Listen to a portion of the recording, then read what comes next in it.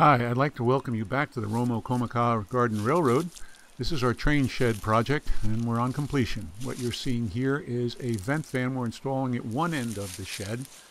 This will help keep it cool in the summer and also help get rid of the moisture in the winter. This is a 24-volt fan and moves 240 cubic feet of air per minute, and it will be powered by a 10-watt solar fan cell. Here you can see it installed in the end of the shed. This is the vent for it, the upper part of the shed, to get the highest part of the building so we can get rid of the heat in the upper part.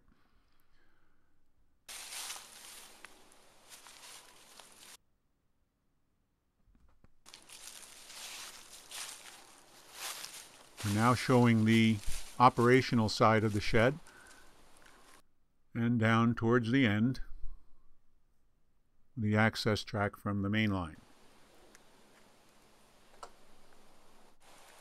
Here you can see that black thing with all the switches on it. That controls the engine track. There's 15 circuits in there.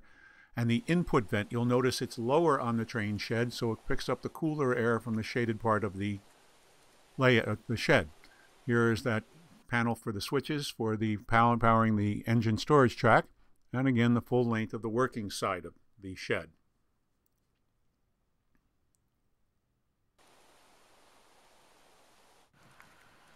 Here we've installed the solar cell, and we've attached the solar cell to the back of the train shed so that we would not damage the integrity of the roof itself.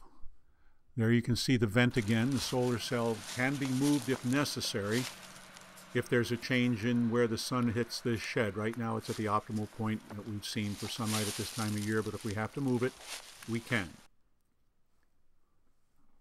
Try to get a little close-up of this vent as you can see it. Now we're going down the working side of the shed. And down towards the end, we've installed a cover on the switches to protect it from the elements. We can lift this up and get the switches that we need to move engines out of the engine storage track. And of course you can see the lowered intake vent fan input.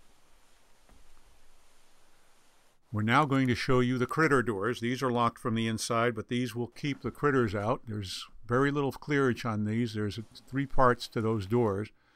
You see the front part, and then there's 2 more parts behind there to get it secure. When the trains come out of here, they will go out right onto the main line, which we've shown you before, and hopefully our next video will show you this train shed operational.